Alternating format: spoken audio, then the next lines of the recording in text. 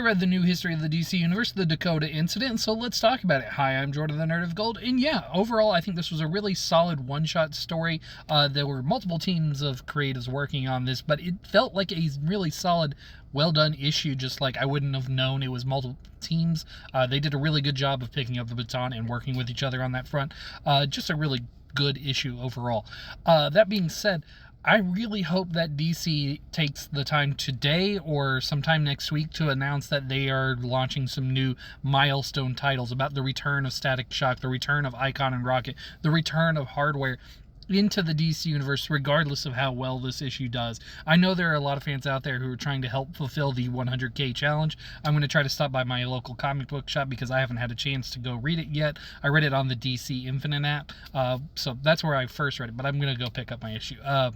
And yeah, I really hope that DC takes the time to do that, regardless of how well the sales do on this particular issue, because it's just one issue.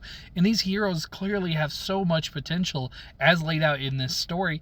And yeah, I think DC really needs to focus on making sure that these characters sell them at a loss, even just so you can build to the trade paperbacks on that front, because people love those compact comics. And if you start this new generation of comics and then put them out in compact form like ASAP, they're gonna sell like hotcakes, I promise. Like, I think milestone characters have the potential to do that, and you can consider this its own little micro line inside of DC, focusing on Dakota City, and then just like weave them in and out of the larger DC universe as it feels right to do.